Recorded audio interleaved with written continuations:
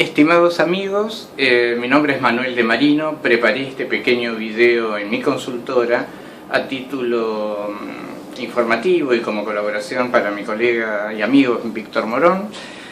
Él me comentó que ustedes están en clase de comercialización y yo quería aportarles algunos elementos que pueden ser útiles a los efectos de una valoración de empresas que, si bien es cierto, tiene una serie de técnicas vastamente conocidas y divulgadas, hay algunos detalles que en una de esas pueden resultar particularmente útiles desde el enfoque de la carrera de marketing. Pero antes vamos a tener que ir a los criterios generales para la valoración de empresas. ¿Cuáles son? ¿Cómo se aplican? En primer lugar, el criterio histórico es el del valor patrimonial, que por supuesto es el más sencillo de obtener porque patrimonial equivale a considerar que una empresa vale lo que sus componentes valen. Una máquina, un edificio, un vehículo, todo esto se suma, se resta sus deudas y en definitiva obtenemos el valor balance. El valor patrimonial en realidad tiene dos versiones y vamos a detallarlo mejor. Una es el valor de balance o el valor libros, que es simplemente activos menos pasivos, esto es lo que tiene la empresa menos lo que debe. Hay un valor patrimonial de liquidación que es diferente porque equivale a vender todos los componentes de la empresa por separado. Este valor de liquidación es de alguna manera el piso, el valor mínimo de cualquier empresa, porque equivale a vender, como digo, por separado cada uno de sus componentes. Valor de liquidación: se venden todos los activos, entonces a precio de mercado, se cancelan hipotéticamente todos los pasivos y la diferencia resultante va a ser el valor patrimonial de liquidación. Bien.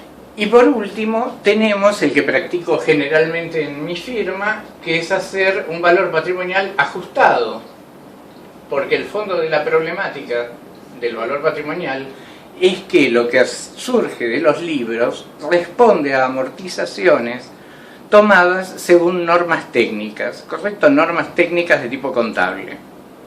¿Qué es lo que pasa? Que muchas veces hay bienes que se deprecian más rápidamente de lo que indica la norma que siguen los contadores. Y por otro lado, hay bienes que en cambio tienden a conservar su valor por encima de esta pauta. Por conclusión, entonces, tenemos el valor patrimonial ajustado, que es otro método de tomar el valor patrimonial, en el cual, en lugar de tomar el valor de balance o el valor de liquidación, tratamos de acercar las amortizaciones a un criterio más realista. Como tónica general podríamos decir que los bienes de alta tecnología, por ejemplo, se amortizan mucho más rápidamente que los bienes que son simplemente de tecnología muy básica. Bienes de producción, por ejemplo, una zorra de carga, una zorra hidráulica o una prensa hidráulica, que no son digitales, que no tienen ningún componente tecnológico importante, tienden a amortizarse más lentamente de lo que dicen los libros, conservan un valor residual importante. Pero en definitiva, sea cual sea el criterio que se sigue, el valor patrimonial reposa en la cosa. Este es un valor bien material, casi puro, casi estricto. En segundo lugar, tenemos lo que llamamos el valor de flujo de caja descontado, que es la técnica más habitualmente utilizada. Valor flujo de caja descontado. Bien, el valor de flujo de caja descontado en realidad arranca de una premisa, que es considerar las utilidades que genera la empresa como una renta, y a partir del valor de renta que produce la tal empresa podemos decir que vale más o menos. ¿Cuál es el criterio? Bueno, obviamente en primer lugar tenemos que formular este valor de flujo de caja descontado, lo cual se hace por lo general estableciendo un estado de resultados proyectado a lo largo del tiempo. Entonces tenemos año 1, año 2, 3, 4, 5, para citar la escala más común. Muy frecuentemente se hacen a 5 años. salvo en el caso de inversiones industriales de largo alcance, y ahora vamos a ver por qué. Y acá, por supuesto, se incluyen todas las partidas que integran el cuadro de resultados, porque la última línea que intentamos dilucidar es la que corresponde a la utilidad neta obtenida. Entonces vamos a tener ventas, costo de la mercadería vendida, utilidad bruta, gastos, obviamente abiertos y clasificados, no los voy a detallar ahora para no complicarlo, pero tenemos gastos administrativos, comerciales, financieros, etc. Y lo que más nos interesa finalmente es, bueno, utilidad neta operativa, los impuestos, carga fiscal, etc. Y llegamos a utilidad neta, o resultado neto más bien, porque todavía no sabemos si son utilidades. Utilidad neta. Bien, la utilidad neta es la última línea del cuadro, donde supongamos nos aparecen 100, 120, supongamos que tiene utilidades crecientes, esperadas en el tiempo. Bien, por supuesto que todo esto es una proyección, es un trabajo de análisis estadístico, de perspectivas, de tendencias. Ahí es donde incide notablemente la mano del consultor y del especialista en esto. Yo siempre digo que la técnica de evaluación de empresas es relativamente simple, no es ninguna ciencia de hecho, y hasta pueden encontrar en internet planillas y matrices bastante bien hechas. Pero la realidad es que incide notablemente el criterio, el buen criterio del consultor o del especialista para poder llegar a determinar un valor. ¿Por qué? Porque tenemos que hacer una estimación de ventas. Y la tasa de crecimiento, determinar la tasa de crecimiento prevista para una compañía, es una labor que exige un gran criterio, porque tenemos que primero establecer una estadística de la historia propia de la compañía. Luego ver cuáles son los factores de contexto. Ser absolutamente realistas, no podemos confundir este flujo de caja con el que realiza el gerente comercial cuando hace un plan de negocios. Ustedes seguramente hacen planes de negocios, dentro de los cuales fijan metas de venta. No podemos confundir nunca la proyección de ventas que se emplea en una evaluación con la expectativa de ventas de un plan de negocios. Quiero subrayar esto porque es fuente a veces de conflictos o malentendidos importantes. Aclarado este punto, tenemos una serie de utilidades. Y después viene la respuesta a todo este cuadro, que es en definitiva determinar la tasa interna de retorno. Si yo considero que todo esto es una serie de valores positivos, dado que constituyen renta anual para el inversor, hallaré al inicio de la serie un valor positivo tal que genere una tasa interna de retorno aceptable. Entonces yo lo que digo es, bueno, esto genera 100, 120, 140, 150, 160, una serie. Todo esto a plata de hoy, a dinero de hoy, serían aproximadamente, hay que aplicar una tasa de descuento, estos 160 de utilidades que aparecen acá se van a producir dentro de 5 años. Por lo tanto, hay que aplicar una tasa de descuento y traerlo a dinero actual. Esto se hace aplicando la famosa fórmula, se van a usar una hoja de cálculo llamada BNA, que es valor nominal actual. Es traer a dinero de hoy toda esta serie, que es en definitiva el total de utilidades netas producidas por la compañía. Cuando yo tengo la BNA de todo mi flujo de caja, lo que estoy teniendo es una perspectiva de renta traída a plata actual. De este monto surge valor llave. Obviamente no es el monto total, porque nadie va a pagar un valor llave, no va a pagar nadie un valor llave equivalente al total de utilidades futuras, porque si no estoy comprando el negocio literalmente para nada, porque le estoy adelantando al vendedor un 100% de las utilidades futuras. Y todo negocio tiene un riesgo inherente a su propia naturaleza que hace que esto no sea viable, no es lo que se practica. Entonces tomamos una parte de la BNA de toda esta serie como valor llave. El valor llave, ¿qué representa? Representa la capacidad de la compañía de generar utilidades extraordinarias, utilidades por encima de la tasa de descuento que aplicamos. En estos momentos aquí estamos aplicando una tasa de descuento del 15% anual, 15% anual como tasa de descuento, sobre una moneda constante, o sea, no teniendo en cuenta los ajustes por inflación. Con lo cual obtenemos valor llave. Generalmente al valor llave se le agrega el valor patrimonial que sigue existiendo, es la cosa misma, y se trata de conciliar las utilidades futuras con el valor llave que obtuvimos antes, con el valor patrimonial, más el valor de los intangibles que vamos a ver, y finalmente redondear un monto tal que genere, como dije antes, una tasa interna de retorno que posibilite la transacción, esto es, que sea adecuada al mercado. Por eso, todo este sistema, en definitiva, está apoyado ¿en qué?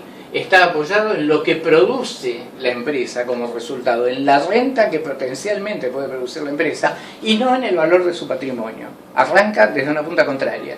No importa cuánto vale la cosa, importa cuánto me permite ganar ese bien de producción, que en realidad está integrado en el marco de una empresa completa. Esto sería una primera aproximación, si se quiere, básica.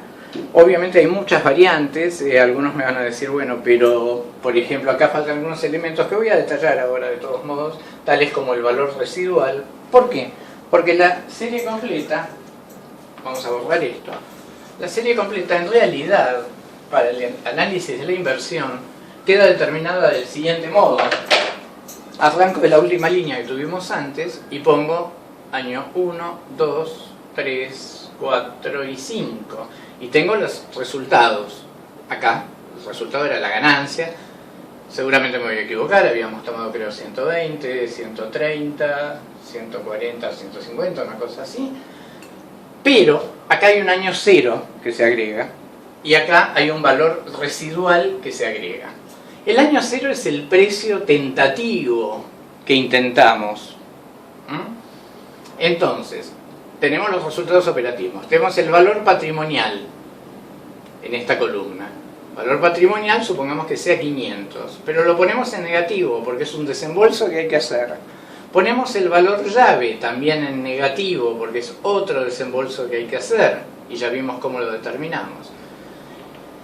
Y supongamos que tenemos intangibles, a esto le voy a dedicar un buen rato a continuación. Supongamos que tenemos intangibles.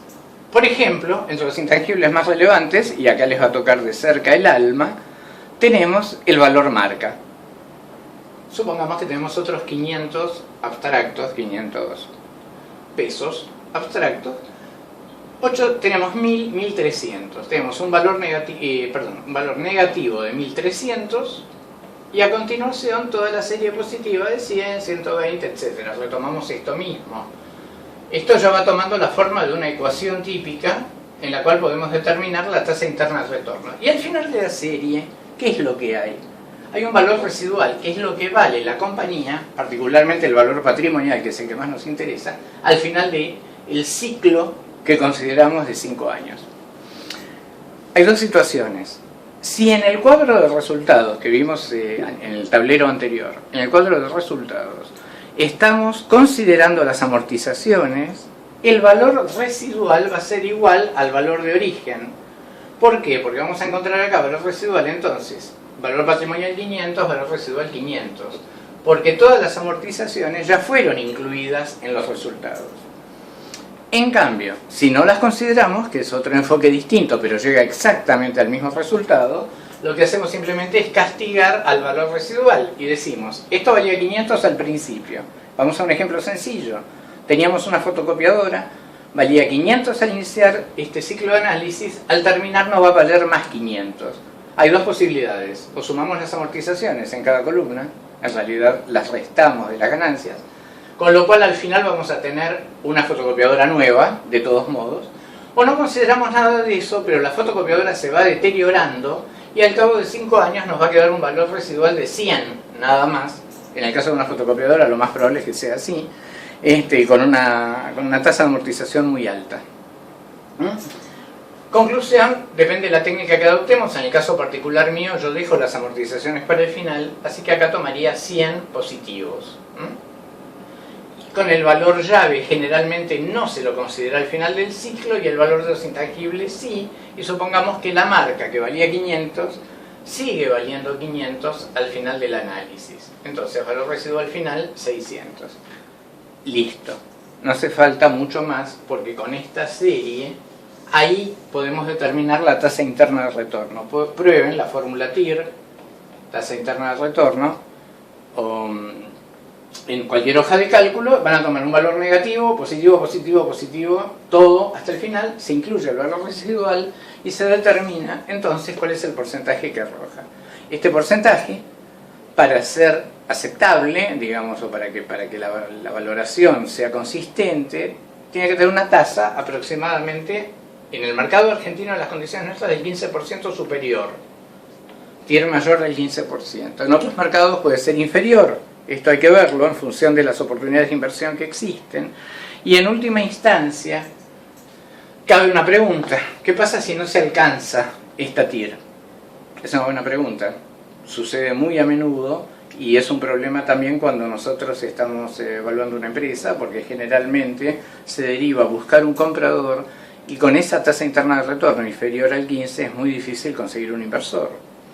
¿Qué es lo que se hace por lo general? Se plantea un redimensionamiento de la empresa, se eliminan algunos elementos no productivos que estén incrementando el valor patrimonial, o se reducen gastos de manera tal que esta serie genere mayores utilidades y por lo tanto la compañía va a valer más en relación, mejor dicho, va a tener una mejor tasa interna de retorno en relación a la inversión inicial.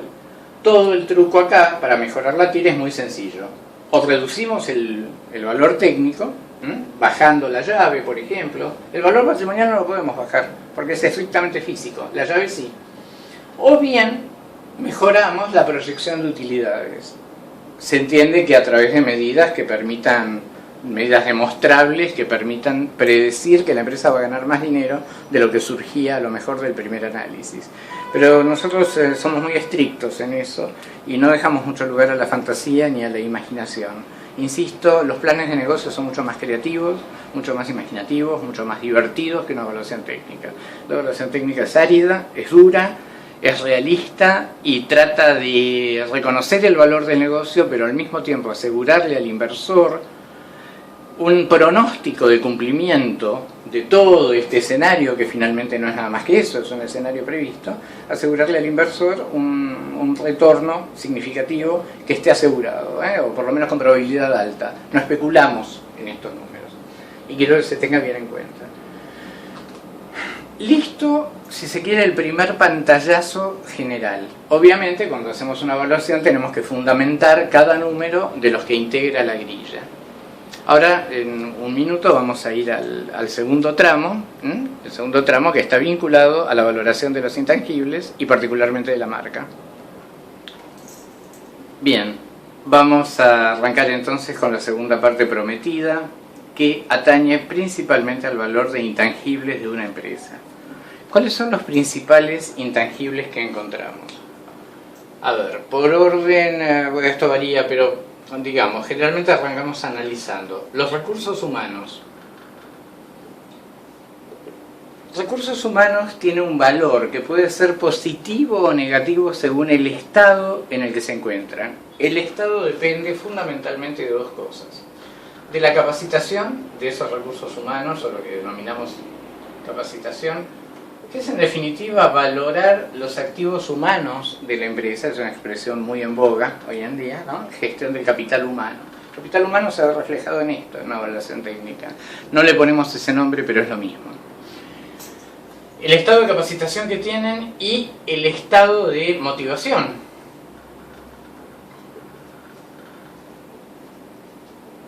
Estos dos datos son fundamentales y en alguna empresa los recursos humanos tienen una valoración negativa porque su estado es tan malo, tanto en capacitación como en motivación, que cabe esperar que para que se cumpla la predicción que hicimos en el cuadro de pérdidas y ganancias proyectado en el flujo de caja, para que se cumpla esa predicción va a ser necesario una renovación total o parcial del plantel, y eso tiene un costo, y ese costo va a afectar negativamente en esta partida.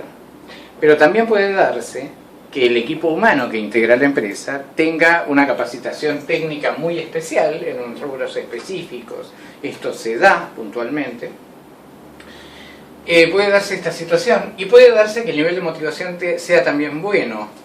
El nivel de motivación surge indirectamente de varios elementos, depende de la envergadura de la compañía. Por supuesto, hay encuestas de clima laboral que nos permite aproximarnos al tema, Y tenemos factores, si se quiere, mucho más concretos. Índice de ausentismo. Esto también es un indicador. La rotación, otro factor importante. Yo sospecho de una empresa en que la gente, supongamos, tiene una rotación promedio de 1 año o menos. Realmente es sospechosa. Es un indicador de un nivel de motivación bajo, una política de recursos humanos. Puede haber 20 motivos, pero evidentemente algo no anda bien y conviene tener una alerta y considerar a los recursos humanos, valorarlos de manera muy conservadora. En cuanto a capacitación, por supuesto, el nivel de aptitud técnica y esto, tanto para las bases como para los cuadros. El segundo factor son las patentes y diseños propios que tenga la empresa. No quiero exceder mucho a las expectativas de este curso en cuanto a qué vamos a decir sobre esto. ¿Por qué? Porque en realidad esto tiene 2 aristas diferentes. Por un lado, podríamos considerar las patentes y diseños como una salvaguarda de que se cumpla el flujo de caja. Al tener patentes registradas propias sobre determinados productos, ¿qué es lo que estamos diciendo? Estamos diciendo que esta empresa es la única que puede fabricar tal producto. Y en la práctica esto lo que significa es que tiene un mercado protegido. Al ser dueña de la marca puede licenciarla, puede transformarla en otra cosa, pero le pone una barrera de entrada a la competencia. Y esto lo que hace es reducir el riesgo de la compañía. Estamos haciendo una inversión más segura en una empresa que tenga muchas más patentes y diseños registrados que en una que no los tiene. Por lo tanto, es un factor que analizamos. Ahora, ¿cómo se calcula el valor? Porque hasta acá estoy diciendo, digamos, cuál es la incidencia del valor de patentes y diseños. ¿Cómo se calcula? Bueno, fácil, por sustitución. El gran criterio para todos los intangibles, básicamente es el de sustitución, sobre el cual después caben matices, obviamente. No es lineal, no es estricto tal como lo estoy describiendo, pero digamos que es un primer enfoque, es la línea madre de esto. ¿Y la sustitución cómo se calcula? Es fácil, en horas hombre de consultora de ingeniería. Hay gente que se especializa en desarrollar productos. Nuestra empresa tiene un diseño especial. Bueno, ¿cuántas horas de ingeniería tomó ese diseño? Y esta es una primera aproximación. Por supuesto que ustedes pueden decirme, y con mucha razón, con justa razón, que hay diseños que valen mucho más de lo que costó realizarlo. Pero acá tropezamos con otra cosa. Supongamos que tenemos un diseño tal que simplifica la producción, mejora los costos y por lo tanto diríamos que vale más de lo que costó desarrollarlo.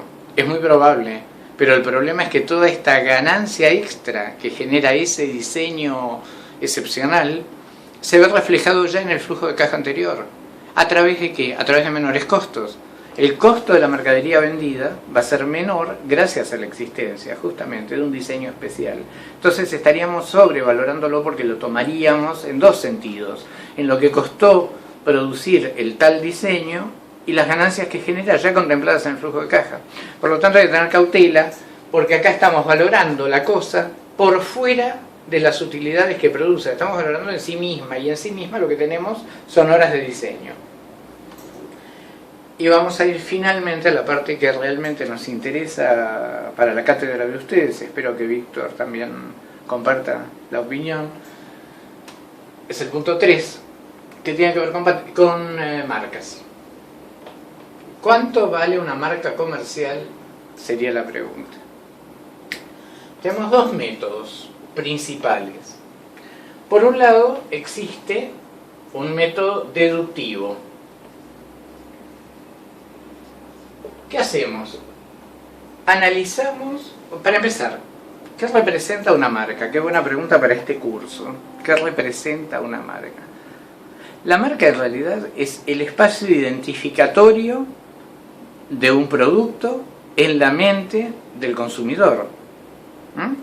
Es la marca, la huella de fábrica, pero en tanto y en cuanto está insertada en un potencial consumidor o consumidor actual de la marca, da lo mismo, lo importante es que la tenga presente, que la identifique, permite individualizar y separarla de los productos de similar categoría. digamos que es el jalón, el hito recordatorio que permite aglutinar una serie de atributos diferenciadores de nuestro producto por sobre el de la competencia. En ese sentido, tenemos que volver a ese valor básico, porque esto nos lleva a que el procedimiento deductivo es preguntarnos, primero, inversión histórica. ¿Por qué la gente recuerda una marca? Es una buena pregunta. Porque la oyó, porque la vio, porque se la dijeron, lo que sea, va a ser en definitiva la consecuencia de haber realizado inversiones publicitarias, de difusión, de promoción. A veces incluso no son aparentes, pero se hizo mucha presencia en punto de venta y es menos visible que una campaña publicitaria en medios masivos, pero todo ayuda, hasta el pequeño sticker en la vidriera va sumando gradualmente al valor marca. ¿Por qué? Porque analizamos la inversión publicitaria y asumimos que esa inversión, con un aprovechamiento razonable, un aprovechamiento del 50%, por decir algo, suponiendo que la mitad de la plata que se invirtió haya ido a parar a acciones fallidas y la mitad haya sido sumamente útil, podemos ponderar un X porcentaje, viendo ahí ya viene mucho el criterio del analista, revisando un poco qué tipo de campañas se hicieron. Yo muchas veces me detengo y veo, bueno, a ver, esta compañía tenía miles de cenefas puestas en los supermercados. Muchas veces vienen con los comprobantes históricos de gasto y aparece el comprobante de la imprenta, 10.000 cenefas. ¿Me dice algo sobre el valor de la marca? No, la verdad es que no, porque es un indicio. Las 10.000 cenefas pueden estar tiradas en el fondo del depósito y nunca haber sido vistas por nadie. Pueden estar puestas en unos pocos comercios, muy mal distribuidas, o pueden estar excelentemente ubicadas. Entonces, generalmente, cuando, como parte del valor de la marca, vemos cuánto se invierte en cenefas, también viene la pregunta, 10.000 cenefas, bueno, ¿y cómo las usaron? Bueno, las distribuimos a través del equipo de ventas. ¿En cuántos puntos de ventas lograron colocar esas cenefas? Y de alguna manera uno va teniendo una aproximación, ya ahí juega mucho el oficio, vamos teniendo una idea de qué pudo haber hecho la compañía con las tales cenefas y ver qué es lo que efectivamente se aprovechó o no. Y por supuesto pasa lo mismo con la inversión publicitaria y todo lo demás. Conclusión de todo el asunto, por método deductivo, el valor de la marca siempre va a ser derivada de la inversión publicitaria histórica, asumiendo que esa inversión publicitaria histórica ha tenido algún impacto en la recordación de marca en el mercado. Supongo que con esto debe quedar más o menos claro el concepto central. Pero tenemos que analizar las partidas publicitarias una por una y abrirlas bien. ¿Hay avisos? ¿Hay publicaciones? ¿Cuánto se gastó en las publicaciones? ¿Qué llegada tuvieron? Publicaciones en gráfica, en una revista, qué tirada, qué segmento. Uno arma una grilla de esto, pondera un porcentaje, porque yo acá puse el 50%. Esto es el porcentaje con el que uno juega, ¿correcto? Que llamaríamos el rendimiento de la inversión publicitaria. Hay una tasa interna de retorno también para la inversión publicitaria propiamente dicha, pero tenemos que analizarlo un poco. Y es un análisis de laboratorio, porque es un trabajo analítico de puertas adentro, pero bastante pormenorizado. Este es un camino. El otro es empírico de sustitución. ¿Por qué? Y porque se basa en trabajo de campo. No analizamos cuánto invirtió históricamente la compañía en publicidad. Acá nos apoyamos en trabajo de campo, mandamos 10 chicas que se paran en la esquina de supermercados y le decimos a la gente, mencione por favor 3 marcas de mayonesa que le vengan a la cabeza en este momento. Y la gente empieza a mencionar marcas de mayonesa, sacamos un índice de recordación y ahí sí aplicamos el proceso de sustitución a pleno. Sustituto. ¿Por qué? Porque yo digo, si determinada marca tiene una recordación del 10% en el universo hogares en Ciudad de México, esto probablemente represente, si hacemos una cuenta sumaria, debe haber 5 millones de hogares, 500.000 hogares, espero no haberme equivocado mucho. Estoy partiendo de la base de 20 millones de habitantes en total, representando unos 5 millones de grupos familiares, probablemente sean menos. 4 millones de grupos familiares, 10%, 400.000 familias conocen esa marca de mayonesa. Y el proceso de sustitución es llamar a nuestra agencia de publicidad más cercana y decirle: necesitamos hacer una campaña de publicidad tal que la marca de Marino impacte en 500.000 hogares. Nos van a dar un costo, van a hacer una pauta y nos van a dar un costo. Es, en definitiva, responde al criterio de, en vez de comprar una empresa o una marca, la construimos nosotros. Fíjense qué notable que es esto, porque acabo de mencionar algo importante, que es, en vez de la adquisición, la compra. Siempre que estamos frente a un comprador y que tenemos una evaluación técnica en la mano, tenemos en la balanza dos posibilidades diferentes. O nos compran, o inician un proceso de inversión y desarrollan su propia marca, su propia empresa, su propio producto.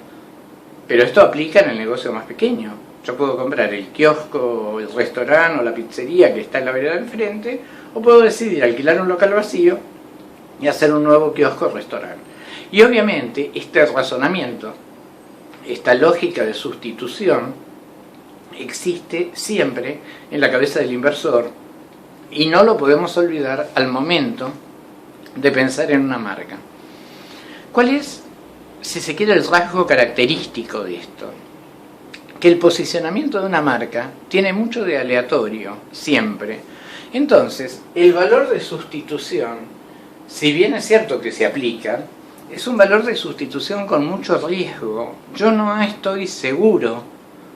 Supongamos que tengamos que valorar la marca, primera marca mexicana que se me ocurre, fíjense lo que son las cosas. No tomo bebidas alcohólicas, sin embargo la primera marca que me viene a la cabeza es Corona. ¿Cuánto vale la marca Corona? Seguramente mucho, pero supongamos que llegamos a un costo de sustitución de 800 millones de dólares. Fantástico.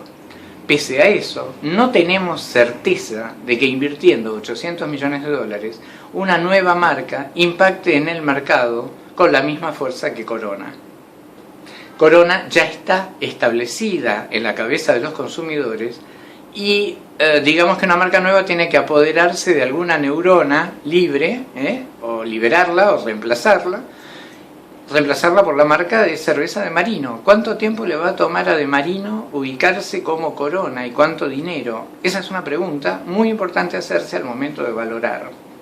Por eso, en general, las marcas establecidas se evalúan por encima del costo de sustitución, justamente porque tienen un grado de certeza bastante alto. En cambio, tiene certeza la marca establecida, ¿no? la sustituta nueva. A diferencia de los medios de producción. Los medios de producción es muy lineal. Si yo estoy adquiriendo una empresa que tiene 5 amasadoras, yo tomo el valor de la amasadora y lo comparo con el valor de la amasadora nueva, porque no hay dudas de que la nueva va a cumplir la misma función que cumplía la amasadora existente. No podemos decir lo mismo, seguramente no, de una marca. Así que en definitiva, estos son los tres principales temas vinculados a la evaluación de intangibles que siempre se agregan a la evaluación de una empresa. Pero lo importante es que tengamos en cuenta que lo más probable, siendo expertos en marketing, lo más probable es que en algún momento tengamos que evaluar una marca. Supongamos que somos gerentes de marketing y consideramos la adquisición de una marca de la competencia. Esto forma parte de la valoración. Los canales de distribución también se valorizan, dicho sea de paso, pero difícilmente se lo haga por separado, salvo en una transacción puntual. ¿Por qué? Porque ya inciden en el flujo de caja. Digamos, la empresa vende lo que vende y obtiene los resultados que obtiene porque tiene esos canales de distribución. Por lo tanto, ya están considerados. En una transacción por separado, en la cual quizás, en vez de hacer una adquisición completa de empresa, que difícilmente sea el caso en el cual ustedes tengan que intervenir, pero posiblemente sí tengan que intervenir en la compra de una marca, por ejemplo. Y en eso sí me gustaría tratar de dejarlos lo mejor preparados que se pueda ante esa circunstancia, por lo menos en cuanto a los criterios. Yo creo que con esto podemos redondear el tema sí, si se quiere, a un nivel introductorio, que me parece que es el que ustedes necesitan. La compra de canales de distribución también es un tema interesante. Ahí, de la misma manera en que se valora los activos humanos o el capital humano de la empresa, también se valora el capital en forma de canales de distribución. Insisto, si va a ser objeto de una transacción separada, no si va incluido en el conjunto de la empresa. ¿Qué tenemos que tener en cuenta? Un poco lo mismo que en los recursos humanos, porque finalmente los canales de distribución son recursos humanos puestos por terceros. ¿Correcto? Esto es importante tenerlo en claro. ¿Y qué tenemos que tener en cuenta? ¿Cuál es la capacitación? Nuevamente caemos en la problemática de capacitación. ¿Cuál es la capacitación de esos recursos humanos? ¿Cuál es la motivación que tienen esos canales de distribución? Y ahí yo mencionaría muy especialmente la disciplina de esos canales. Sabemos que hay canales muy guiados por la empresa productora, por la empresa fabricante, y hay canales que son completamente libres e independientes.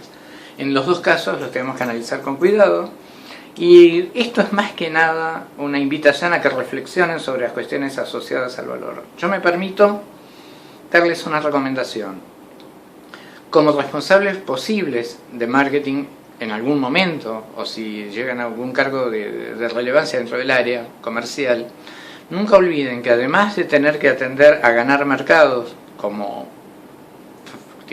mandato esencial, además de tender a la satisfacción de cliente con la misma intensidad que ganar mercados, también tienen que atender a la creación de valor para la marca. No es solamente los resultados en ventas, o en utilidad bruta, o el margen adicional o contribución marginal que están obteniendo, sino también hasta qué punto están incidiendo positivamente en la construcción del valor de marca de la compañía. Espero que esto les haya sido útil o que les haya podido aportar algo, y desde ya les agradezco mucho la atención. Un saludo a todos ustedes desde Buenos Aires y un abrazo a Víctor. Hasta luego.